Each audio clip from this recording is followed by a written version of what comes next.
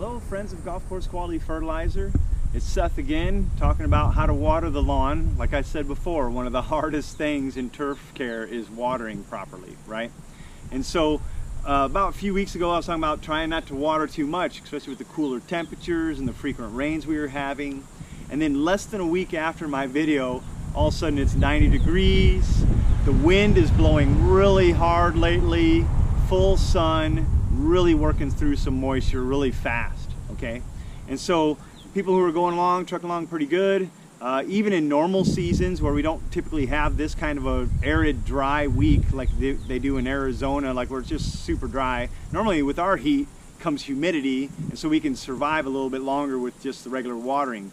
But now this time we're gonna have to do a little bit more watering, a little bit more frequent, right? Not quite butt to butt every day, that's not good. But you know, maybe doing every other day sometimes in order to make this kind of a stretch, because our water is not going to last as long as it normally would. So, you know, I've talked to people, and we're going to talk about the rotary heads, the kind that move back and forth, and we're also talking about a sprinkler system right now. And then here a little bit later, we're going to talk about how to do it with a hose. But right now, we're going to talk about sprinklers that go back and forth, right?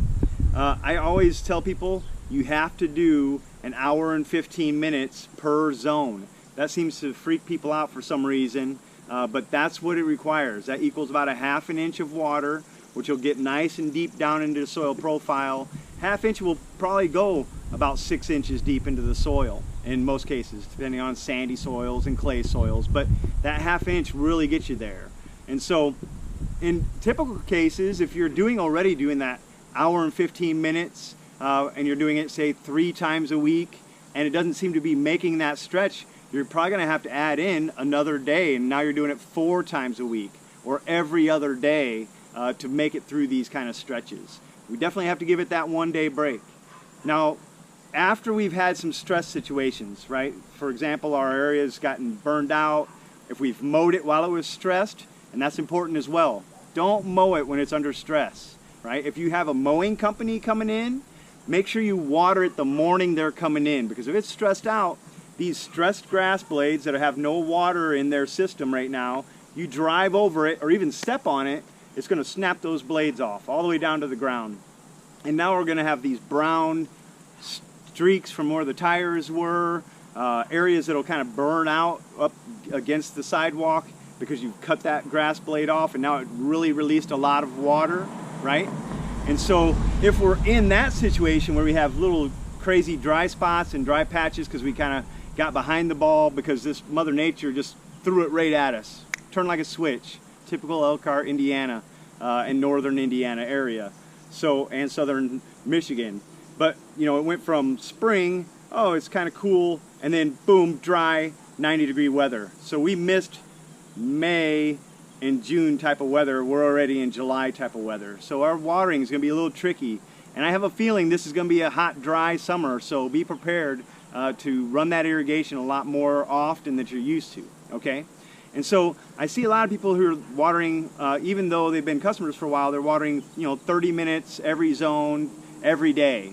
Well, 30 minutes is only get you 2/10 of an inch of water, you know, just this little tiny bit of water, which is only going to go down maybe 3 to 4 inches into the soil.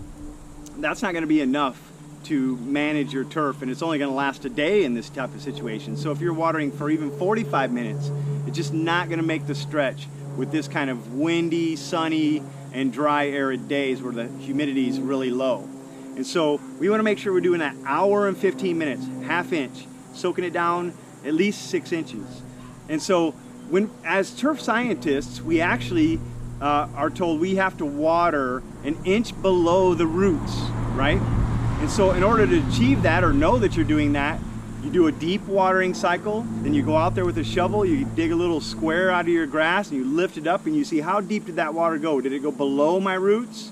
If it didn't go below your roots, then you're not watering enough. You need to even bump that zone above an hour and 15 minutes.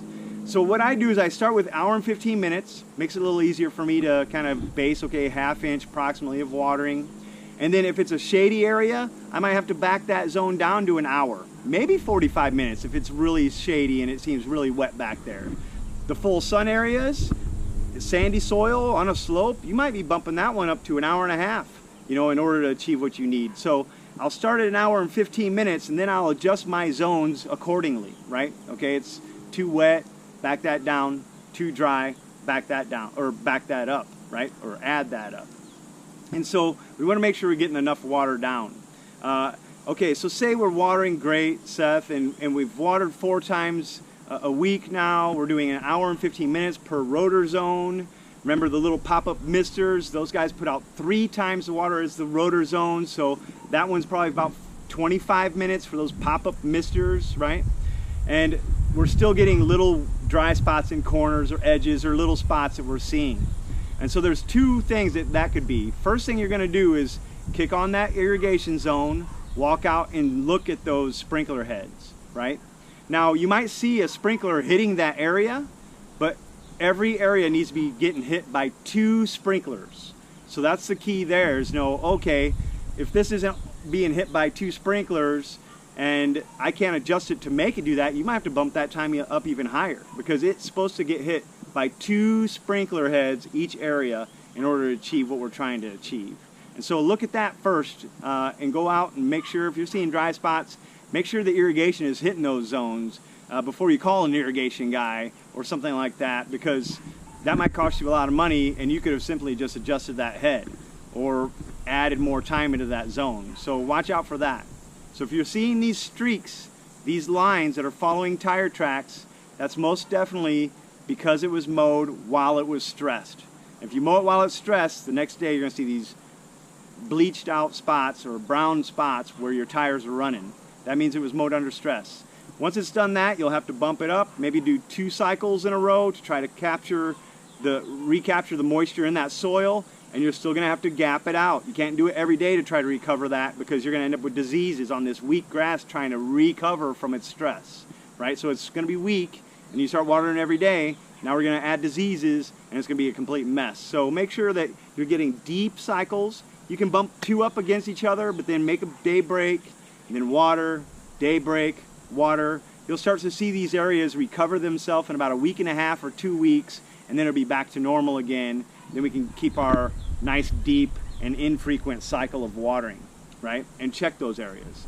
There's a second reason why areas can be still dry, right? So we're watering a lot. We're doing the frequency that we need to do it at. The heads are both hitting that area. It could be hydrophobic, all right? So hydrophobic means that the grass and the soil there is actually wicking water away from it. What happens when grass goes under stress, it starts to secrete this waxy layer that will actually coat the roots and coat the soil particles. And now you try to add water to that zone, and it's actually going to run right off of there.